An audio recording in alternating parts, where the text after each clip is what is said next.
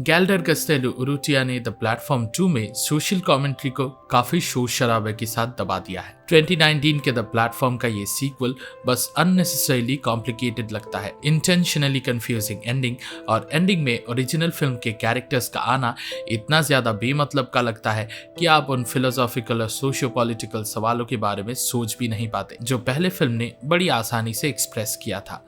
तो चलिए इस वीडियो में इन कंफ्यूजन्स को दूर हटाते हैं और इसके एंडिंग को लेके बात करते हैं। ऐसे ही दूसरे वीडियोस देखने के लिए और हमसे जुड़े रहने के लिए चैनल को सब्सक्राइब कीजिए और वीडियो को लाइक और शेयर करना ना भूलें। Thank you. और एक ह्यूज स्पॉइलर वार्निंग के साथ लेट्स मूव ऑन। हम वापस उस वर्टिकल पिट में जाते हैं जहां हमने 2019 में गोरेंग की जर्नी देखी थी। वही प्लेटफॉर्म हमें फिर से देखने को मिलता है जिसमें 666 लोगों के लिए जरूरी खाना होता है। वो हर एक माले में 2 मिनट के लिए रुकता है और फिर नीचे चला जाता है और ऊपर वाले लोगों की लालच की वजह से नीचे वाले लोगों के लिए कुछ भी नहीं बचता। इस बार नए लोग हैं और नए कानून भी हैं जो जेल के एक अंश के लोगों के लिए कॉन्फ्लिक्ट का कारण बनते हैं, वही दूसरे अंश के लिए जरूरी लगता है। हमारे प्रोटैगनिस्ट पेरेंपुआन का एक अजीब सेलमेट है जमियाटिन। वो एक बदमाश और निर्दयी होने का एक्टिंग करता है अपनी इनसिक्योरिटीज को छुपाने के लिए। दूसरी तरफ पेरेंपुआन के कुछ अलग ही प्रॉब्लम्स हैं। उसके आर्ट की वजह से एक बच्चे की जान चली गई थी, लेकिन ये जगह ऐसी है जहां सर्वाइवल के लिए लड़ना अपने अंदर के शैतान से लड़ने से पहले आता है। इसीलिए पेरेंपुआन वो सब भूल के अपनी जान बचाने पे कंसंट्रेट करती है। एक तरफ है लॉयलिस्ट जो एक भयानक इन्वेंटेड दागिनबाबी को फॉलो करते हैं, जो उन लोगों को सजा देते हैं जो उस पिट के अनरिटन कानूनों को तोड़ते हैं। ये कानून फॉलो करना इतना भी ज्यादा टफ नहीं होता अगर सब लोग अपने लालच को कंट्रोल करके रोज वही खाते हैं जो उन्होंने एंट्री के टाइम पर मांगा था, तो सबको आसानी से खाना मिलता है। लेकिन बहुत से लोग अपने हिस्से से ज्यादा खा लेते हैं जिसके कारण प्रॉब्लम्स होती है। पर दागिनबाबी के ड्रैकोनियन नियमों के नीचे पलने वाले लॉयलिस्ट अब भूखे लोगों को खिलाने से ज्यादा पावर दिखाने में ज्यादा इंटरेस्टेड हैं। जमियाटिन चाहता था कि लोग उससे डरे। जब उसका पिट के लिए इंटरव्यू हुआ था उसने ऐसे बातें की थी जैसे उसके माँ बाप भी उससे डरते हो। जब ऊपर वाले लोग उसके पिज्जा खा लेते तो वो गुस्से से लाल हो जाता है। लेकिन जब लॉयलिस्ट उस बारबेरियन पे अटैक करते हैं जो अपने हिस्से से ज्यादा खाना खा रहा था, जमियाटिन उनसे माफी मांगता है। वायलेंट होने का जो ढोंग वो रचता है वो सिर्फ उस सच को छुपाने के लिए था जिससे उसे शर्मिंदगी होती थी। पेरेंपुआन के सामने वो प्रिटेंड करता था जैसे उसने एक फिलोसॉफिकल लड़ाई में हार मान ली थी और अपने वाइफ और बच्चों को छोड़ दिया था, जबकि असल में उसके फैमिली ने उसे निकाल दिया था और उसके माँ बाप ने उसे पिट एडमिनिस्ट्रेशन के हवाले कर दिया था। जब अच्छे लेवल्स पर उसको खाना मिल रहा था तब उसके लिए ये ढोंग मेंटेन करना आसान था, लेकिन जब वो नीचे के लेवल्स पे भूखा रहने लगता है और बीमार पड़ता है तो जमियाटिन को अपने आप और अपने आसपास के लोगों से झूठ बोलने में कमजोरी महसूस होती है। खुद को आग लगाकर और होल के जरिए नीचे गिरकर जमियाटिन वो काम करता है जो वो पहले नहीं कर पाया था। जब उसने अपने माँ बाप के घर को जलाने की कोशिश की थी तो वो काम भी वो पूरी तरह से नहीं कर पाया था। इस एक काम के जरिए वो नीचे वाले सेल्स में एक आशा की लहर ला देता है और जिंदगी में पहली बार वो एग्जैक्टली वही करता है जो वो करना चाहता था। लेकिन यहाँ भी डर का एक बड़ा रोल है।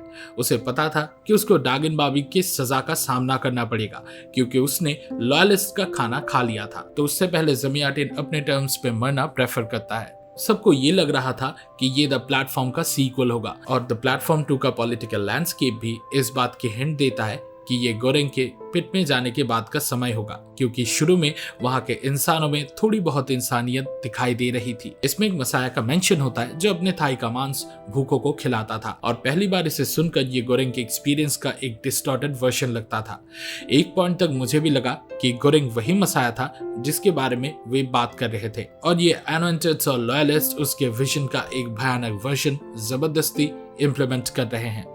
लेकिन एक कैरेक्टर ने इस थ्योरी को हिला दिया। जब पेरेंपुआन की दूसरी सेलमेट मारी गई और उसका एक हाथ काट दिया गया क्योंकि उन दोनों ने नियमों का पालन नहीं किया था, तो उसे त्रिमागसी के साथ डाल दिया जाता है जो मोस्ट डेफिनेटली पहले फिल्म में मिहारू के हाथों मारा गया था।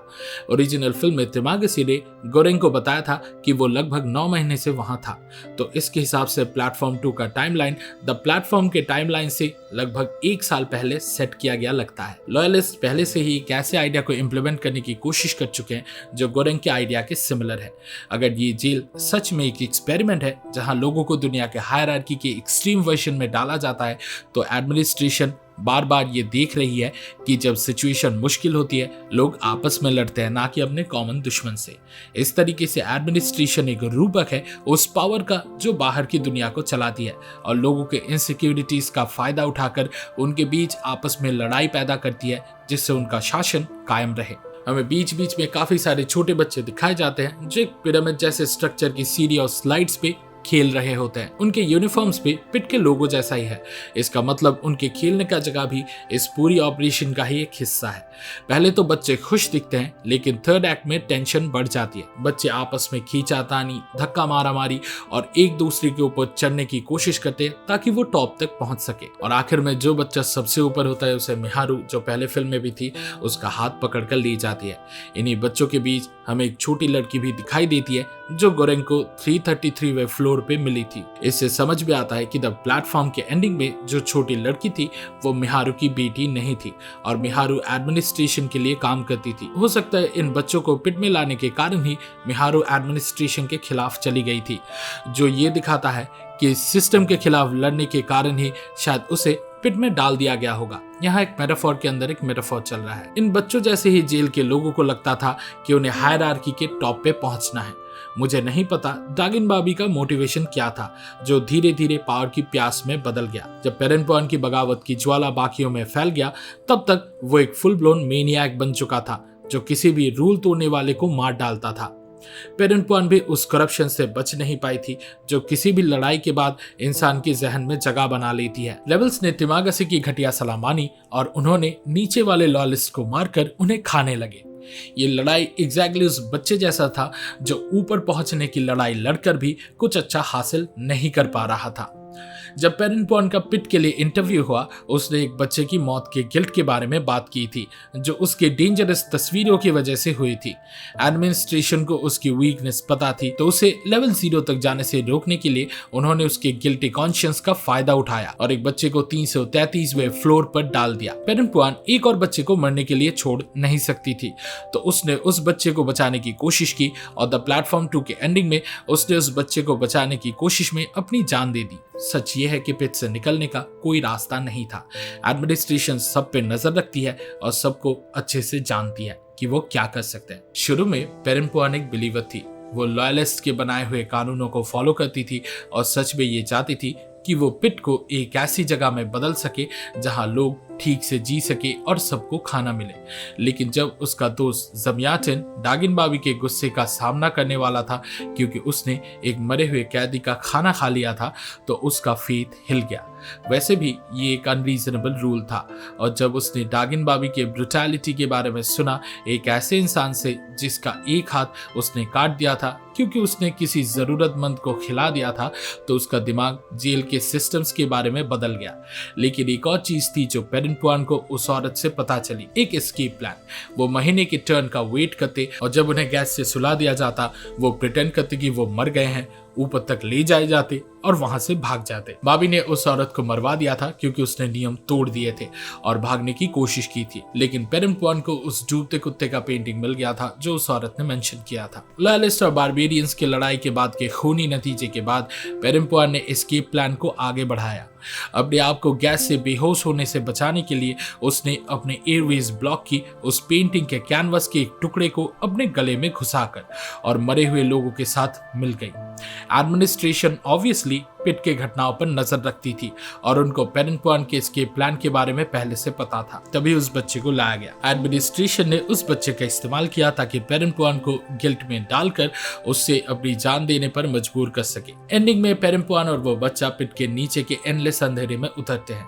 ये जगह कुछ नरक टाइप की लगती है जहां आत्माएं ऊपर अपना पर्पस कंप्लीट करने के बाद जाते हैं। अभी वो उस बच्चे के साथ ऊपर नहीं जा सकती।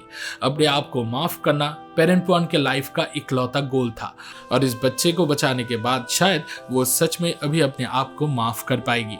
पिट के पहले पेरेंटपुआन की लाइफ का एक मिसिंग पीस है जो उसके ओरिजिनल प्रोटैगनिस्ट के साथ कनेक्शन को और मजबूत करता है। हमने द प्लेटफॉर्म 2 में जो देखा और सुना उसके हिसाब से ये पेरेंटपुआन के पार्टनर का बेटा था जो मर गया था क्योंकि उसने अपने आर्ट को वायलेंट थीम के रूप में जीने दिया था। हम वापस उस टाइम में जाते हैं जब गोरेंग और ट्रिमागसी अंधेरे में बात कर रहे होते हैं। टाइमलाइन के हिसाब से द प्लेटफॉर्म 2 ओरिजिनल से पहले होता है। पेरेन पुआन वहां नीचे गोरेंग से पहले पहुंची थी और जब हम मिड क्रेडिट सीन में उन्हें मिलते देखते हैं, उनका एक दूसरे को गले लगाना बहुत कुछ कह जाता है कि वो कितने क्लोज थे। शायद गोरेंग ही उस मरे हुए बच्चे का बाप था, क्योंकि पेरेन पुआन ने अपने आर्ट को अनटेम्ड रखने का माइंड बना लिया था, जिसका मतलब है कि वो रोमांटिकली इन्वॉल्व थे। हो सकता है कि गोरेंग पीट में पेरेन पुआन को ढूंढने के लिए आया हो, लेकिन उसके बेटे को खोने के बाद उसे भी शायद कुछ प्रॉब्लम्स हो रहे थे, जिसके कारण शायद उसने पिट में आने का फैसला किया था। पिट हमारी जिंदगी की सच्चाई को दिखाता है कि कैसे हम खुद अच्छा रह के भी दुनिया के बुराई से छुटकारा नहीं पा सकते। जिन लोगों ने भी इससे पहले अपनी जान की कुर्बानी दी थी उन बच्चों को बचाने के लिए, वो सब कुछ बेकार था। साइकिल नए विक्टिम्स के साथ कंटिन्यू होती है और वहां से निकलना नामुमकिन है। हे इस वीडियो को देखने के लिए शुक्रिया। द प्लेटफॉर्म 2 देखने का आपके एक्सपीरियंस के बारे में कमेंट सेक्शन में जरूर शेयर करें। सिनेमा और सीरीज के वीकली डोज के लिए लाइक बटन दबाएं और हमारे चैनल को सब्सक्राइब करें।